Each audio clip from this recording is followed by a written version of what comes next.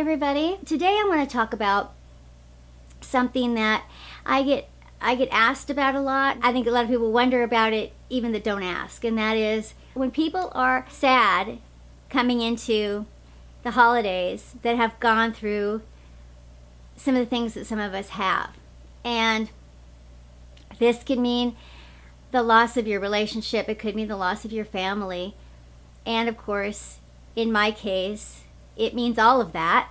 And then this year I lost my son. So I felt it was really important for me to do a video about how to deal with that loss and how to keep going on. I think a lot of people look at me and think, if she can do it, I can do it, because the loss of a child is sort of an ultimate loss. What gives me the gumption to keep going? What is it that keeps me going? And I realized the first time that I was sort of faced with this was 15 years ago when I had a near-death experience. And at that time, I was also very depressed, and I didn't understand why. I've talked about this before, but this was before I was really in the dark about all of the emotional abuse that I was enduring, and that I had loved all these people that couldn't love me back. I was really in the dark about all that stuff, but how it was coming out was that I was just really depressed. And then ultimately, I died of a broken heart. My heart literally broke, and I had a near-death experience as a result. It was during that near-death experience that I saw the truth about my family. I saw the truth about that my children, if I were to die, my children would be basically surrounded by people that didn't love them, and no one would know it. They would be orphans, but no one would know it because they would be surrounded by family.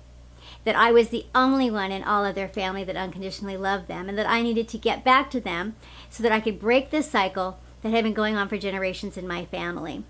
Now, I think it was particularly going on for generations in my dad's side of the family. My grandmother on my mother's side was a loving person. There was a source of love that I had, and what I believe is that really, if you have just one source, you can be okay.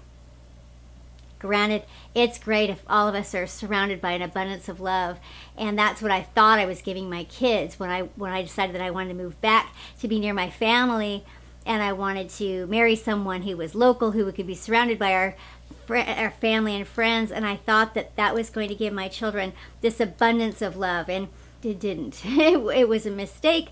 The idea was good, the idea was solid, but I didn't yet understand that I had a disordered family. And then I didn't understand that I was going to marry someone who was going to pick up on all of my dysfunction and all of that, who was going to ultimately be a sociopath, and that it was going to turn into this horrendous nightmare that it did. I didn't know any of that, but my intentions were good.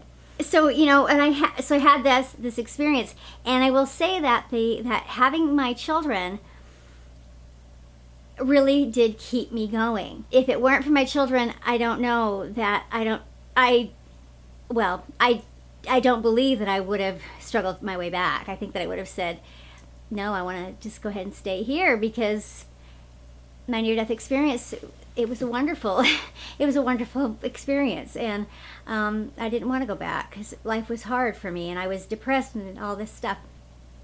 But I did go back, and I needed to take care of my children, and it is fortunate that I have a surviving son, because one of the reasons that I definitely need to live is because he needs me. But it's more than that.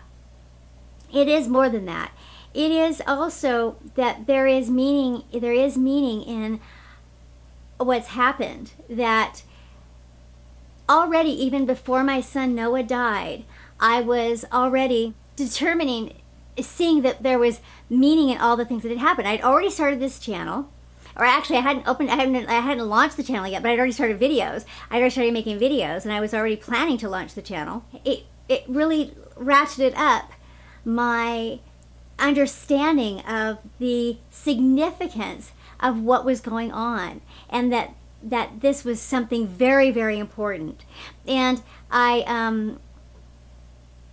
also felt like my son's friends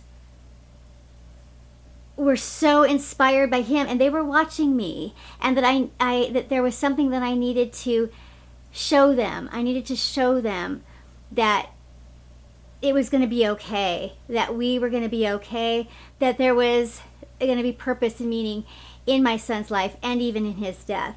And, you know, once you give something meaning, it stops being the same kind of tragedy.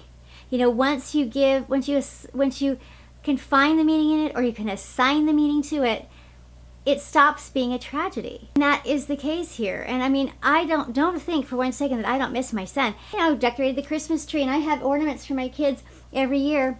So his 21st Christmas was last year, and sort of by the blessing from God, I decided that was going to be last year. So I had all of his 21 ornaments and hanging them all up on the tree, and, you know, and remembering all those years. And, you know, you also have to remember that the sadness comes from the fact that you loved him so much, and then isn't that a huge blessing? You know, would I have wanted to not have him? You know, not have all that love? Of course not. He required a lot of attention, and he was outgoing, and he was always he was the one that required, you know, a lot of energy. And so it was easy for my younger son to kind of get overshadowed. And I think that there is a meaning and a purpose in the fact that the two of us now are here together, and that I can focus on him a little bit more, and getting to know him a little bit better without having his brother, you know, overshadowing a lot of the things that he did. Because, you know, my older son was such a wonderful person, but he struggled. The last several years of his life was very scary for all of us, and he was in pain constantly, and there is, to some degree, some relief, the fact that he's not in pain anymore. Of course, I wish that the way that he was going to get out of pain would have been a different way. And I believe that if there'd been more time, of course, that would have happened. But there wasn't more time. I was pretty good at almost immediately, it wasn't about suffering, because I saw the meaning in it. Keep in mind, too, losing my son, that was not the first loss that I had. I lost everybody else first. Things happened the way that they were supposed to happen, and I do have a certain amount of faith in that, and that helps me. You know, having faith in the fact that you don't have to direct everything, that there is some order to life, and that things do happen for a reason, and that you don't have to always know what that reason is if you can have some faith in it. And I do. So those are a couple of things. The other one is definitely having a project, having something that you are working on.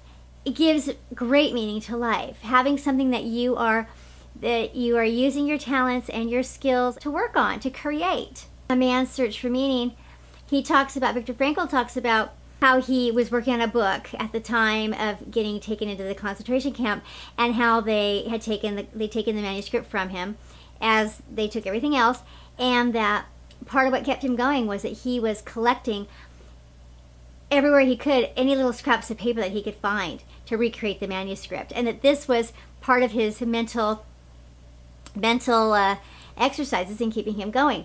And most definitely this channel has been that for me, really important for my recovery from all of this. And so at first it was children, and my son, my child, but it's even things that are not actual children, but these projects, the things that, like the book that I'm writing, or this YouTube channel, these are like little babies. You know, they're like things that I'm trying to nurture and grow and turn into something. So it's important to have those critical parts of how you keep going and how you give everything meaning. And as I said one more time, once you assign meaning to something, it stops being a tragedy, and you can stop suffering from it. That would be my framework for how I would say you give any kind of tragedy meaning. And as we go into the new year and the end of the year and assessing all of that, I would love to hear how some of you have, framed your life, and write in the comments about, your experiences with this kind of thing, and how you give your life meaning. If you like this video, give me a thumbs up, Stay tuned. I've got some more ideas for this holiday series, and I look forward to sharing some more with you. Thanks a lot, you guys. Come back. Bye-bye.